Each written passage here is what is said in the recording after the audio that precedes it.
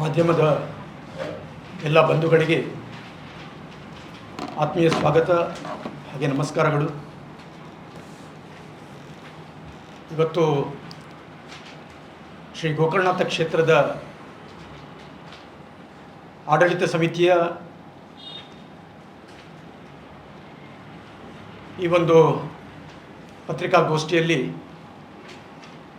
ನಮ್ಮ ಕ್ಷೇತ್ರದ ಅಧ್ಯಕ್ಷರಾದ ಎಚ್ ಎಸ್ ಸಾಯಿರಾಮ್ರವರು ನನ್ನ ಜೊತೆ ಇದ್ದಾರೆ. ಅದೇ ರೀತಿ ಕ್ಷೇತ್ರದ ಖಜಾಂಚಿಯವರಾದ ಶೇಖರ್ ಪೂಜಾರಿ ಅವರಿದ್ದಾರೆ. ಕ್ಷೇತ್ರದ ಆಡಳಿತ ಸಮಿತಿಯ ಸದಸ್ಯರಾದ ಜಗದೀಪ್ ಸುವರ್ಣರವರು ನಮ್ಮ ಜೊತೆ ಇದ್ದಾರೆ. ಅದೇ ರೀತಿ ಕೆ ಟಿ ಸುವರ್ಣರವರು ನಮ್ಮ ಜೊತೆ ಇದ್ದಾರೆ. ಸದಾನಂದ ಪೂಜಾರಿ ಅವರು ನಮ್ಮ ಜೊತೆ ಇದ್ದಾರೆ. ಅದೇ ರೀತಿ ಶರಸ್ವರ್ಣ ಬಜ್ಪೆ ಇವರು ನಮ್ಮ ಜೊತೆ ಇದ್ದಾರೆ. ನಾನು ರವಿಶಂಕರ್ ಮಿಜಾರ್, ಕ್ಷೇತ್ರದ ಕಾರ್ಯದರ್ಶಿ. ಸುಪ್ರಸಿದ್ಧ ಶ್ರೀ ಗೋಕರ್ಣನಾಥ ಕ್ಷೇತ್ರ ಬ್ರಹ್ಮಶ್ರೀ ನಾರಾಯಣ ಗುರುವರಿಯರ ದಿವ್ಯ ಹಸ್ತದಿಂದ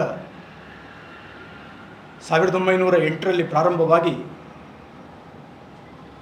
1912ರಲ್ಲಿ ಈ ಕ್ಷೇತ್ರವನ್ನು ಬ್ರಹ್ಮಶ್ರೀ ನಾರಾಯಣ ಗುರುವರಿಯರೇ ತನ್ನ ಕೈಯಲ್ಲಿ ಪ್ರತಿಷ್ಠಾಪನೆ ಮಾಡಿದಂತಹ ಒಂದು ಪುಣ್ಯಕ್ಷೇತ್ರ. 19ನೇ ಶತಮಾನದ ಆ ಕಾಲಘಟ್ಟದಲ್ಲಿ ದಕ್ಷಿಣ ಕನ್ನಡ ಜಿಲ್ಲೆ, ಅವಿಭಾಜಿತ ದಕ್ಷಿಣ ಕನ್ನಡ ಜಿಲ್ಲೆಯ ಬಿಲ್ಲವ ಸಮಾಜ ಸಾಮಾಜಿಕ ಬಹಿಷ್ಕಾರದೊಂದಿಗೆ ಕ್ಷೇತ್ರಕ್ಕೆ ಕಾಲಿಡುವಂತಹ ಪರಿಸ್ಥಿತಿ ಇಲ್ಲದ ಸಂದರ್ಭದಲ್ಲಿ ದಕ್ಷಿಣ ಕನ್ನಡ ಜಿಲ್ಲೆಯ ನಮ್ಮ ಸಮಾಜದ ಹಿರಿಯರು ಕೇರಳಕ್ಕೆ ಹೋಗಿ ಬ್ರಹ್ಮಶ್ರೀ ನಾರಾಯಣ ಗುರುವರಿಯರಿಗೆ ಮನವರಿಕೆಯನ್ನು ಮಾಡಿ ದಕ್ಷಿಣ ಕನ್ನಡ ಜಿಲ್ಲೆಯಲ್ಲಿ ಕ್ಷೇತ್ರದ ಅಗತ್ಯವನ್ನು ಅವರಿಗೆ ಮನದಟ್ಟು ಮಾಡುವಂತಹ ಕೆಲಸವನ್ನು ಅಧ್ಯಕ್ಷ ಕೊರಗಪ್ಪರವರ ನೇತೃತ್ವದಲ್ಲಿ ಮಾಡಲಾಯಿತು. ಈ ಪುಣ್ಯ ಕಾರ್ಯದಲ್ಲಿ ಬಹಳಷ್ಟು ಸಮಾಜದ ಹಿರಿಯರು ಅವರಿಗೆ ಸಾಥ್ ಕೊಡುವಂತಹ ಕೆಲಸವನ್ನು ಮಾಡುವ ಮುಖಾಂತರ 1912ರಲ್ಲಿ ಮಂಗಳೂರಿನಲ್ಲಿ ಪ್ರಸಿದ್ಧವಾದ ಶ್ರೀ ಗೋಕರ್ಣನಾಥ ಕ್ಷೇತ್ರ ಬರೀ ಬಿಲ್ಲವ ಸಮಾಜಕ್ಕೆಲ್ಲ, ಎಲ್ಲ ಸಮಾಜವನ್ನು ಒಗ್ಗೂಡಿಸಿ ಒಂದು ಒಳ್ಳೆಯ ಕ್ಷೇತ್ರವಾಗಿ ಪರಿವರ್ತನೆಗೊಂಡಿತ್ತು. ಹಲವಾರು ಬದಲಾವಣೆಗಳ ಮುಖಾಂತರ ಈ ಕ್ಷೇತ್ರ 1992ರಲ್ಲಿ ಪುನರ್ನಿರ್ಮಾಣವಾಗಿ ಅದ್ಭುತವಾದ ಒಂದು ಶಿಲ್ಪಕಲೆಯೊಂದಿಗೆ ದಕ್ಷಿಣ ಕನ್ನಡ ಜಿಲ್ಲೆಯ ಒಂದು ಪ್ರತಿಷ್ಠಿತ ಕ್ಷೇತ್ರವಾಗಿ ಇವತ್ತು ಮಾರ್ಪಟ್ಟಿದೆ. ದೇಶ ವಿದೇಶಗಳಿಂದ ಬರುವಂತಹ ಭಕ್ತಾದಿಗಳು ಅಲ್ಲದೆ ದಕ್ಷಿಣ ಕನ್ನಡ ಜಿಲ್ಲೆಯ ಎಲ್ಲ ಭಕ್ತಾಭಿಮಾನಿಗಳು ಈ ಕ್ಷೇತ್ರವನ್ನು ಬಹಳಷ್ಟು ಪ್ರೋತ್ಸಾಹವನ್ನು ಕೊಟ್ಟಿದ್ದಾರೆ. ನಿಮಗೆಲ್ಲ ಗೊತ್ತಿರುವ ಹಾಗೆ ಕ್ಷೇತ್ರದಲ್ಲಿ ನಡೆಯುವಂತಹ ಮಂಗಳೂರು ದಸರಾ ವೈಭವ, ಅದೇ ರೀತಿ ಮಹಾಶಿವರಾತ್ರಿಯ ಆ ಒಂದು ಹಬ್ಬ, ಇದನ್ನೆಲ್ಲ ಬಹಳ ವಿಜೃಂಭಣೆಯಿಂದ ಆಚರಿಸುವಂತಹ ಕ್ಷೇತ್ರ ನಮ್ಮದು. ಸುಮಾರು 36 ವರ್ಷಗಳಿಂದ ಈ ಕ್ಷೇತ್ರದ ಅಧ್ಯಕ್ಷರಾಗಿ ಎಚ್ ಎಸ್ ಸಾಯಿರಾಮ್ರವರು ನಿರ್ವಹಣೆಯನ್ನು ಮಾಡಿದ್ದಾರೆ. ಅದೇ ರೀತಿ ನಾವೆಲ್ಲರೂ ಆ ಕ್ಷೇತ್ರದಲ್ಲಿ ಬಹಳ ಸುದೀರ್ಘ ಕಾಲದಿಂದ ನಾವು ಕೆಲಸ ಕಾರ್ಯಗಳನ್ನು ಮಾಡಿದೆವು. ತಾರೀಕು 20/6/2025ರಂದು ಕುದ್ರೋಳಿ ಗೋಕರ್ಣನಾಥ ಕ್ಷೇತ್ರದ ಆಡಳಿತ ಸಮಿತಿಯ ಕಾರ್ಯದರ್ಶಿಗಳಾಗಿದ್ದ ಮಾಧವ ಸ್ವರ್ಣರವರು ವಾಟ್ಸಪ್ ಮುಖಾಂತರ ಸಮಿತಿಯ ಸದಸ್ಯರನ್ನು, ಕೆಲವು ಜನರನ್ನು ಸೇರಿಸಿ ಸಭೆಗೆ ಆಹ್ವಾನ ಮಾಡ್ತಾರೆ. ಈ ಸಭೆಯಲ್ಲಿ ಶ್ರೀಮಾನ್ ಜನಾರ್ದನ್ ಪೂಜಾರಿಯವರು ಸಹ ಉಪಸ್ಥಿತರಿದ್ದಾರೆ ಎಂದು ಅವರು ಮೆಸೇಜನ್ನು ಹಾಕ್ತಾರೆ. ಈ ಸಭೆಯನ್ನು ನಡೆಸುವಂತಹ ವಿಷಯ ಕ್ಷೇತ್ರದ ಅಧ್ಯಕ್ಷರಿಗೆ ಗೊತ್ತಿರುವುದಿಲ್ಲ. ನಮ್ಗೆ ಯಾರಿಗೂ ಗೊತ್ತಿರುವುದಿಲ್ಲ. ಹಾಗಿರಬೇಕಾದ್ರೆ ಇಂಥ ಒಂದು ಸಭೆ ಯಾಕಾಗಿ ಜರುಗ್ತದೆ ಎಂಬ ವಿಷಯ ನಮ್ಮೊಳಗೆ ಬರುವುದು ಸ್ವಾಭಾವಿಕ. ಹಾಗಾಗಿ ಆ ಸಂದರ್ಭದಲ್ಲಿ ಆಡಳಿತ ಸಮಿತಿಯ 8 ಜನ ಸದಸ್ಯರಲ್ಲಿ ನಾವು 5 ಜನ ಸದಸ್ಯರು ಆ ಸಭೆಗೆ ಹೋಗುವುದಿಲ್ಲ. ಆ ಸಭೆಗೆ ನಾವು ಗೈರಾಜರಾಗ್ತೇವೆ. ಅಲ್ಲಿರುವಂತಹ 3 ಜನ ಮಾತ್ರ ಆ ಸಭೆಯನ್ನು ನಿರ್ವಹಣೆ ಮಾಡ್ತಾರೆ. ಮಾಡಿ ಮಾಧ್ಯಮದ ಮುಂದೆ ಒಂದು ಹೊಸ ಆಡಳಿತ ಸಮಿತಿಯನ್ನು ಘೋಷಣೆ ಮಾಡ್ತಾರೆ. ಆ ಘೋಷಣೆ ಮಾಡಿದಂತಹ ಆಡಳಿತ ಸಮಿತಿಯಲ್ಲಿ ಅಧ್ಯಕ್ಷರ ಹೆಸರನ್ನು ತೆಗೆದು ಮತ್ತೊಬ್ಬರ ಹೆಸರನ್ನು ಸೇರ್ಪಡೆ ಮಾಡ್ತಾರೆ. ಅದೇ ರೀತಿ ಸುದೀರ್ಘ ಕಾಲದಲ್ಲಿದ್ದ ನನ್ನನ್ನು ಸಹ ಆ ಸಮಿತಿಯಿಂದ ತೆಗೆದುಹಾಕಲಾಗಿದೆ. ಅದೇ ರೀತಿ ಶೇಖರ್ ಪೂಜಾರಿಯವರು ಆಡಳಿತ ಸಮಿತಿಯಲ್ಲಿದ್ದರು, ಅವರನ್ನು ತೆಗೆದುಹಾಕಲಾಗಿದೆ. ಹೀಗೆ ಒಂದು ಹೊಸ ಸಮಿತಿಯನ್ನು ನಿರ್ಮಾಣ ಮಾಡುವ ಮುಖಾಂತರ ಒಂದು ಗೊಂದಲವನ್ನು ಸೃಷ್ಟಿ ಮಾಡಿದೆ. ಅಷ್ಟಕ್ಕೆ ಬಿಡಲಿಲ್ಲ. 3 ದಿವಸದ ನಂತರ ನಮಗೆ ಕೇವಿಟ್ ನೋಟಿಸ್ ಬರ್ತದೆ ಕೋರ್ಟಿಂದ. ನಾವೇನು ಪ್ರತಿಕ್ರಿಯೆ ಕೊಡಲಿಕ್ಕೆ ಹೋಗಲಿಲ್ಲ. ನಾವು ಯಾರ ಹತ್ರನೂ ಈ ವಿಷಯ ಮಾತಾಡಿಲ್ಲ. ಕೋರ್ಟಿಂದ ಕೇವಿಟ್ ಪಿಟಿಷನ್ ಬಂದ ನಂತರ ಸ್ವಾಭಾವಿಕವಾಗಿ ನಾವು ಎಚ್ಚರಗೊಳ್ಳಬೇಕಾಗ್ತದೆ. ಹಾಗಾಗಿ ಮುಂದಿನ ಕಾರ್ಯವೇನು ಅಂತ ನಮ್ಮಲ್ಲಿಯೂ ಸಹ ನಾವು ಒಂದು ಸ್ವಲ್ಪ ಚರ್ಚೆಗಳನ್ನು ಮಾಡಿ ನಾವು ಕೋರ್ಟಿನಲ್ಲಿ ಸೆಕೆಂಡ್ ಎಡಿಷನಲ್ ಡಿಸ್ಟ್ರಿಕ್ಟ್ ಕೋರ್ಟ್ನಲ್ಲಿ ನಾವು ಈಗಿರುವ ಸಮಿತಿಯ ಆಡಳಿತವನ್ನು ಮಾಡುವಂತಹ ಸಮಿತಿಯ ಮೇಲೆ ನಾವು ಕೇಸನ್ನು ದಾಖಲು ಮಾಡಿದ್ದೇವೆ. ಆ ಕೇಸ್ನಲ್ಲಿ ನಮಗೆ ಅವಗುಣ ಆಯಿತು. ನಂತರ ನಾವು ಫಸ್ಟ್ ಎಡಿಷನಲ್ ಕೋರ್ಟಿಗೆ ಅದರ ಮೇಲೆ ನಾವು ದಾವೆಯನ್ನು ಹಾಕಿದೆವು. ಫಸ್ಟ್ ಎಡಿಷನಲ್ ಕೋರ್ಟಲ್ಲಿ ನಮಗೆ ಜಯ ದೊರಕಿದೆ. ಅದ ನಂತರ ಎಲ್ಲ ಗೊಂದಲದ ವಾತಾವರಣವನ್ನು ನಮ್ಮ ಪರವಾಗಿ ನ್ಯಾಯಾಲಯದಲ್ಲಿ ಬಂದರೂ ಸಹ ನಾವು ತಿರ್ಗಾ ಅದನ್ನು ಸೆಕೆಂಡ್ ಎಡಿಷನಲ್ ಡಿಸ್ಟ್ರಿಕ್ಟ್ ಕೋರ್ಟಲ್ಲಿ ಚಾಲೆಂಜ್ ಮಾಡುವ ಮುಖಾಂತರ, ಅದೇ ರೀತಿ ಮುನ್ಸಿಪ್ ಕೋರ್ಟಲ್ಲಿಯೂ ಸಹ ನಾವು ದಾವೆಯನ್ನು ಹಾಕುವ ಮುಖಾಂತರ ನಾವು ನ್ಯಾಯಾಲಯದಲ್ಲಿ ಇದನ್ನು ಪ್ರಶ್ನೆ ಮಾಡ್ತಾ ಇದ್ದೇವೆ. ಇದನ್ನೆಲ್ಲ ಬಹಳ ಸೂಕ್ಷ್ಮವಾಗಿ ನೋಡುವಂತಹ ನಮ್ಮ ಸಮಾಜದ ಅತಿ ಎತ್ತರದ ಸಂಸ್ಥೆ ಅಂತ ಹೇಳಿದರೆ ಅಖಿಲ ಭಾರತ ಬಿಲ್ಲವರ ಯೂನಿಯನ್. 1992ರಿಂದ ಯಾವುದೋ ಒಂದು ಗೊಂದಲ ಇಲ್ಲದೆ ಬಹಳ ಸುಸೂತ್ರವಾಗಿ ಕ್ಷೇತ್ರ ನಡೆಯುವಂಥ ಸಂದರ್ಭದಲ್ಲಿ ಅಖಿಲ ಭಾರತ ಬಿಲ್ಲವರ ಯೂನಿಯನ್ ಯಾವ ವಿಷಯಕ್ಕೂ ಬರಲಿಲ್ಲ. ಕ್ಷೇತ್ರ ಒಳ್ಳೆಯ ರೀತಿಯಿಂದ ನಡೆಸ್ತಾ ಇದ್ದಾರೆ ಎಂಬ ಒಂದು ಮನಸ್ಸು ಅವರದಾಗಿತ್ತು. ಆದರೆ ಈ ಗೊಂದಲಗಳನ್ನೆಲ್ಲ ನೋಡುವಾಗ ಅಖಿಲ ಭಾರತ ಬಿಲ್ಲವರ ಯೂನಿಯನ್ನ ಪ್ರತಿನಿಧಿ ಸಭೆ ಮಹಾಶಿವರಾತ್ರಿಯ ಮಾರನೇ ದಿವಸ ಅಂದರೆ ತಾರೀಕು 16/2/2026 ಜರುಗ್ತದೆ. ಆ ಪ್ರತಿನಿಧಿ ಸಭೆಯಲ್ಲಿ 50 ಜನ ಎಕ್ಸಿಕ್ಯೂಟಿವ್ ಕಮಿಟಿ ಮೆಂಬರ್ಸ್ಗಳನ್ನು ಚುನಾಯಿತರ ಮಾಡುವ ಮುಖಾಂತರ 9 ಜನರನ್ನು ದೇವಸ್ಥಾನದ ಆಡಳಿತ ಸಮಿತಿಗೆ ಅಖಿಲ ಭಾರತ ಬಿಲ್ಲವರ ಯೂನಿಯನ್ 2026-27ಕ್ಕೆ ಘೋಷಣೆ ಮಾಡಿದ್ದಾರೆ. ಈ ಸಮಿತಿಯಲ್ಲಿ H S Sairam, Shrimati Urmila Ramesh Kumar, K T. Suvarna, Jagadeep Suvarna, Ravishankar Mijar, Shekhar Poojari, H Rathindranath, Sadananda Poojari ಮತ್ತು ಶರತ್ ಸುವರ್ಣ ಬಜ್ಪೆ ಹಾಗೆ 9 ಜನರನ್ನು ನಮ್ಮನ್ನು ನೇಮಕ ಮಾಡಿದ್ದಾರೆ. ಅದನಂತರ ನಾವು ಈ 9 ಜನ ನಾವು ಸಭೆಯನ್ನು ಮಾಡಿ ಈ ಕ್ಷೇತ್ರಕ್ಕೆ ಪದಾಧಿಕಾರಿಗಳನ್ನು ನಾವು ಆಯ್ಕೆ ಮಾಡಿದ್ದೇವೆ. ಅಧ್ಯಕ್ಷರಾಗಿ ಎಚ್ ಎಸ್ ಸಾಯಿರಾಮ್ರವರು, ಉಪಾಧ್ಯಕ್ಷರಾಗಿ ಶ್ರೀಮತಿ ಉರ್ಮಿಳಾ ರಮೇಶ್ ಕುಮಾರ್ರವರು, ಕಾರ್ಯದರ್ಶಿಯಾಗಿ ರವಿಶಂಕರ್ ಮಿಜಾರ್, ಖಜಾಂಚಿಯಾಗಿ ಶೇಖರ ಪೂಜಾರಿ, ಸದಸ್ಯರಾಗಿ ಜಗದೀಪ್ ಸುವರ್ಣ, ಕೆ.ಟಿ. ಸುವರ್ಣ, ಎಚ್ ರತೀಂದ್ರನಾಥ್, ಸದಾನಂದ ಪೂಜಾರಿ ಮತ್ತು ಶರತ್ ಸುವರ್ಣ ಬಜ್ಪೆ. ಹಾಗಾಗಿ ಈ ಬಿಲ್ಲವ ಸಮಾಜ ಇವತ್ತು ಸ್ಥಾಪನೆಗೊಂಡಂತಹ ಉದ್ದೇಶ ಏನು, ಅದಕ್ಕೆ ಬದ್ಧತೆಯನ್ನಿಟ್ಟುಕೊಂಡು 26-27ನೇ ಸಾಲಿಗೆ ಶ್ರೀ ಗೋಕರ್ಣನಾಥ ಕ್ಷೇತ್ರಕ್ಕೆ ಹೊಸ ಸಮಿತಿಯನ್ನು ಅಖಿಲ ಭಾರತ ಬಿಲ್ಲವರ ಯೂನಿಯನ್ ಇವತ್ತು ಘೋಷಣೆ ಮಾಡಿದೆ. ಈ ಘೋಷಣೆ ಮಾಡಿದಂತಹ ವಿಷಯ ಕ್ಷೇತ್ರದ ನಡೆಸ್ತಿರುವಂಥ ಈ ಸಮಿತಿಗೂ ಅದನ್ನು ಮುಟ್ಟಿಸಲಾಗಿದೆ. ಅದೇ ರೀತಿ ರಿಜಿಸ್ಟ್ರಾರ್ರವರಿಗೂ ಈ ಒಂದು ವಿಷಯವನ್ನು ಪಡಿಸಲಾಗಿದೆ. ಹಾಗೆ ಈ ಒಂದು ಕಾರ್ಯದಲ್ಲಿ ಮುಂದಿನ ಹಂತ ಏನು ಅಂತ ಹೇಳಿದರೆ, ನಾವು ನ್ಯಾಯಾಂಗ ವ್ಯವಸ್ಥೆಯಲ್ಲಿ ನಂಬಿಕೆ ಇಟ್ಟವರು. ಆದ್ದರಿಂದ ನ್ಯಾಯಾಂಗ ವ್ಯವಸ್ಥೆ ಯಾವ ರೀತಿ ನಮಗೆ ದಾರಿ ತೋರಿಸ್ತದೆ ಆ ರೀತಿ ನಾವು ಮಾಡಬೇಕಾಗ್ತದೆ.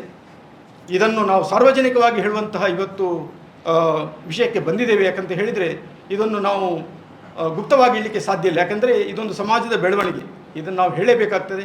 ಹಾಗಾಗಿ ಈ ಪತ್ರಿಕಾಗೋಷ್ಠಿಯ ಮುಖಾಂತರ ನಾವು ಈ ವಿಷಯವನ್ನು ತಿಳಿಲಿಕ್ಕೆ ಇಚ್ಛಪಡ್ತಾ ಇದ್ದೇವೆ. ಧನ್ಯವಾದ ಬಂಧುಗಳು.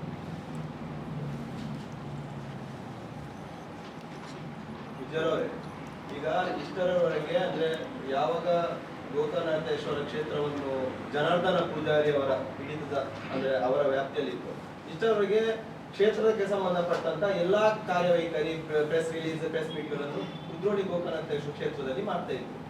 ನೀವು ಯಾಕೆ ಅಲ್ಲಿಂದ ಹೊರಗೆ ಬಂದು ಇಲ್ಲಿ ಮಾಡ್ತಿದ್ದೀರಿ ಅಂತ ಹೇಳೋದು? ಖಂಡಿತವಾಗಿ. ಯಾಕಂತ ಹೇಳಿದರೆ ಇವತ್ತು ನಮ್ಮ ಸಮಿತಿ ಏನಿದೆ, ನಮ್ಮ ಸಮಿತಿಯನ್ನು ಇವತ್ತು ಘೋಷಣೆ ಮಾಡಿದರೂ ಸಹ ಇವಾಗ ಅಲ್ಲಿ ಒಂದು ಸಮಿತಿ ದೇವಸ್ಥಾನದ ಕಾರ್ಯ ಚಟುವಟಿಕೆಗಳನ್ನು ಮಾಡ್ತಾ ಇದೆ. ಹಾಗಿರಬೇಕಾದ್ರೆ ನಮಗೆ ಇವತ್ತು ನೇಮಕಾತಿ ಮಾಡಿದರೂ ಸಹ ನಾವು ಇವತ್ತು ಹೋಗಿ ಅಲ್ಲಿ ನೇರವಾಗಿ ಒಂದು ಪತ್ರಿಕಾಗೋಷ್ಠಿಯನ್ನು ಕರೆಯುವಂಥದ್ದು ಅಷ್ಟು ಸಮಂಜಸವಲ್ಲ. ಯಾಕಂತ ಹೇಳಿದರೆ ನಾವು ನ್ಯಾಯಾಲಯದಲ್ಲಿ ಇವತ್ತು ನ್ಯಾಯಾಲಯದ ಕಟ್ಟಲೆಯಲ್ಲಿ ನಾವಿದ್ದೇವೆ. ಹಾಗಿರುವಾಗ ನಮಗೆ ಸಂಘರ್ಷ ಬೇಡ, ಒಳ್ಳೆಯ ರೀತಿಯಿಂದ ನಾವು ಇದನ್ನು ಕಾಯ್ದುಕೊಂಡು ಬರಬೇಕು ಅಂತ ನಮ್ಮ ಒಂದು ಇಚ್ಛೆ. ಈ ದೇವಸ್ಥಾನದ ಸಮಿತಿ ಆಲ್ರೆಡಿ ಎಕ್ಸಿಸ್ಟಿಂಗ್ ಸಮಿತಿಯಲ್ಲಿ ಈಗ ಇಲ್ಲಿ ಇದ್ದವರಿದ್ದಾರೆ, ಸಾಯಿರಾಮ್ ಇದ್ದಾರೆ, ನೀವಿದ್ದೀರಿ, ಊರ್ಮಿಳಾ ರಮೇಶ್ ಇದ್ದಾರೆ, ಅಲ್ಲೇ ಹೋಗಿ ಕ್ವಶನ್ ಮಾಡಬಹುದಲ್ಲ? ಅಲ್ಲ, ಅಂದರೆ ವಿಷಯ ಅಂತ ಹೇಳಿದರೆ ಯಾವ ಕಾರಣಕ್ಕೂ ಒಂದು ಕ್ಷೇತ್ರದ ವಿಷಯ ಹೇಗಂತ ಹೇಳಿದರೆ ಅದೊಂದು ಪವಿತ್ರ ಸ್ಥಾನ, ಅಲ್ಲಿ ಯಾವ ಸಂಘರ್ಷಕ್ಕೂ ನಾವು ಎಡೆಕೊಡಬಾರ್ದು ಎಂಬ ಒಂದು ಉದ್ದೇಶ ಇದೆ ನಮ್ಮದು. ಅಲ್ಲಿ ನಮಗೆ ಬೇಡ ಆ ವಿಷಯ. ಇವತ್ತು ನ್ಯಾಯಾಲಯದ ಮೇಲೆ ನಮಗೆ ನಂಬಿಕೆ ಇದೆ, ಹೇಗೆ ಬರ್ತದೆ ನೋಡುವ, ಆಮೇಲೆ ನೋಡುವ. ಈಗ ಇಲ್ಲಿ ಖಜಾಂಚಿ, ಈಗ ಇಲ್ಲಿ ನೀವು ಹೇಳ್ತೀರಿ, ಇದು ನೀವು ಹೇಳುವ ಪ್ರಕಾರ ಅಧ್ಯಕ್ಷ, ಉಪಾಧ್ಯಕ್ಷ, ಖಜಾಂಚಿ ಎಲ್ಲ ನೀವು ಅಂತ ಹೇಳ್ತೀರಿ. ಅಲ್ಲಿ ಹೋದ್ರೆ ಅಧ್ಯಕ್ಷರು ಅವರು ಒಬ್ರಿದ್ದಾರೆ, ಖಜಾಂಚಿ ಒಬ್ರಿದ್ದಾರೆ, ಉಪಾಧ್ಯಕ್ಷ ಒಬ್ರು. ಇದನ್ನು ಪಬ್ಲಿಕ್ ಈಗ ಯಾವುದನ್ನು ಅಂತ ನಂಬಬೇಕು ಅಂತ? ನೀವು ಕೋರ್ಟ್ ಆದೇಶ ಬರುವವರೆಗೆ ನಾವು ಪಬ್ಲಿಕ್ ಕಾಯ್ಬೇಕಾ, ಅಥವಾ ಈಗಿದ್ದದನ್ನು ಯಥಾಸ್ಥಿತಿ ಹೇಗೆ ಅಂತೇಳಿ? ಖಂಡಿತವಾಗಿ ಇವತ್ತು ನಮ್ಮ ಮಾತೃ ಸಂಸ್ಥೆಯಾದ ಅಖಿಲ ಭಾರತ ಬಿಲ್ಲವರ್ ಯೂನಿಯನ್ನ ಅಧೀನದಲ್ಲೇ ಶ್ರೀ ಗೋಕರ್ಣನಾಥ ಕ್ಷೇತ್ರದ ಆಡಳಿತ ಸಮಿತಿಯು ಇರುವಂಥದ್ದು. ಇದು ನಮ್ಮ 1952 ಏನು ರಿಜಿಸ್ಟರ್ಡ್ ಬೈಲಾ ಇದೆ ಅಖಿಲ ಭಾರತ ಬಿಲ್ಲವರ್ ಯೂನಿಯನ್, ಇದು ಆ ಬೈಲಾ ಪ್ರಕಾರ 9 ಜನರ ಸಮಿತಿಯನ್ನು ನೇಮಕ ಮಾಡುವಂಥದ್ದೇ ಅಖಿಲ ಭಾರತ ಬಿಲ್ಲವರ್ ಯೂನಿಯನ್. 95ರಲ್ಲಿ ಡಿಸಿ ಆರ್ಡರ್ ಮೂಲಕ ಒಂದು 9 ಜನರ ನೇಮಕ ಮಾಡಿದ ಇತ್ತೀಚೆವರೆಗೆ ಇತ್ತಲ್ಲ, ಅದೇನಾಯ್ತು? ಅದು ಕಾಯಂ ಆಗಲಿಲ್ಲ. ಅದು ಕೋರ್ಟಿನ ಮುಖಾಂತರವೇ ಅದು. ಯಾಕಂದ್ರೆ ಆ ಡಿಸಿ 9 ಜನರ ಆ ಕಾಯಂ ನೇಮಕಾತಿಯಲ್ಲೇ ನೀವಿದ್ದದ್ದು, ಸಾಯಿರಾಮ್ ಇದ್ದದ್ದು, ಊರ್ಮಿಳಾ ರಮೇಶ್. ಖಂಡಿತವಾಗಿ ನಾನು ಅದನ್ನೇ ಹೇಳಿದೆ. ನಾವು 9 ಜನ ಯಾವ ರೀತಿ ಕಾರ್ಯವನ್ನು ಮಾಡಿದ್ದೇವೆ, ಅದರಲ್ಲಿ ಯಾವುದೂ ಚ್ಯುತಿ ಬರಲಿಲ್ಲ, ಯಾವುದೇ ಚ್ಯುತಿ ಬರಲಿಲ್ಲ. ನಾವು ಅಷ್ಟು ಸುಸೂತ್ರವಾಗಿ ಈ ಕಾರ್ಯವನ್ನು ಮಾಡಿದ್ದೇವೆ. ಅದೇ ಅಧ್ಯಕ್ಷರ ಅಧೀನದಲ್ಲಿ ಈ ಒಂದು ಕಾರ್ಯಚಟುವಟಿಕೆ ಉತ್ತಮವಾಗಿ ಜರುಗ್ತಾ ಇತ್ತು. ಅದನ್ನೇ ನಾನು ಹೇಳಿದೆ ಮೊದಲಿಗೆ, ಏನೂ ತೊಂದರೆ ಇರಲಿಲ್ಲ ಅಂತ. ಸರ್, ಹಾಗಾದ್ರೆ ಈ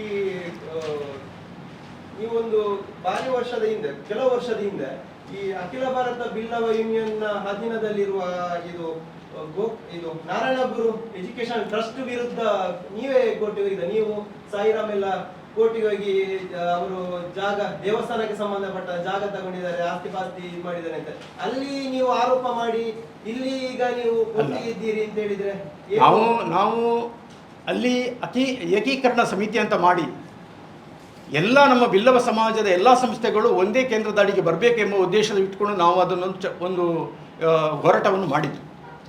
ಆ ಹೋರಾಟ ಮಾಡಿದ್ದು ಅಷ್ಟಕ್ಕೆ, ಅಖಿಲ ಭಾರತ ಬಿಲ್ಲವರ ಯೂನಿಯನ್ನ ಅಂಡರ್ನಲ್ಲೇ ಎಲ್ಲ ಸಂಸ್ಥೆಗಳು ಬರಬೇಕು ಅಂತ. ಎಜುಕೇಶನ್ ಟ್ರಸ್ಟ್ ಕೂಡ ಗೋಕರ್ಣ ಕ್ಷೇತ್ರದ ವ್ಯಾಪ್ತಿಯಲ್ಲೇ ಬರ್ತದೆ. ಖಂಡಿತ.